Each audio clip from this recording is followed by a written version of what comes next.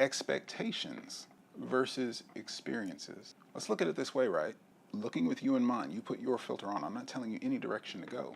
Would you rather have the expectations that have not been met in those hollow connections and the ones that you don't really want to count because it was not even that good? He didn't know what he was doing. He didn't last. Damn, done messed around and notched that body count for what?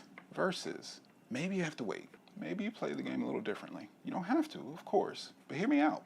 If you get him, like the one you want to have some babies with, the one you want to be with the rest of your life, what would keep you? Because we're talking about maturity, right? Open, honest discussion, talking about what your likes, dislikes are, how you like, and you get to explore and play and discover with that connection inside of that bond, inside of just getting related, inside of somebody who's going to stick around in your life for some time, who cares about.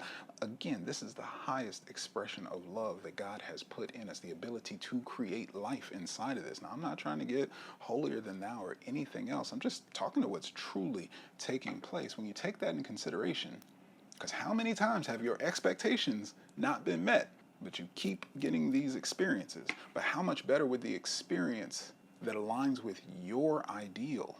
If you want to be married, how much better would it be to explore and find out with him, that partner, the one that you wanted? Don't get me wrong, I've heard the argument. It makes complete and total sense. You know what you like because you've experienced it. You don't have to suffer through anything, and that's what I'm speaking to. Even that experience is premature because you didn't have a partner you were connected with enough to open up and be vulnerable.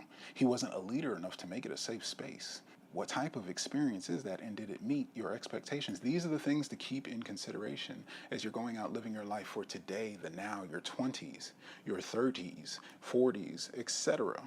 How will it all play in? Because everything you do now has an impact to later. Every time you have one of those let down expectations, every time you're feeling hollow, every time you're picking up drama, every time you're picking up baggage, the next good man, and even that means when him, your man, shows up, when you actually get him, will you have the same connection? Will you have the same experience? Or has it already become a revolving door? Have you already been desensitized and numb to the experience? Why? Going back to what I said, you've been operating like a man.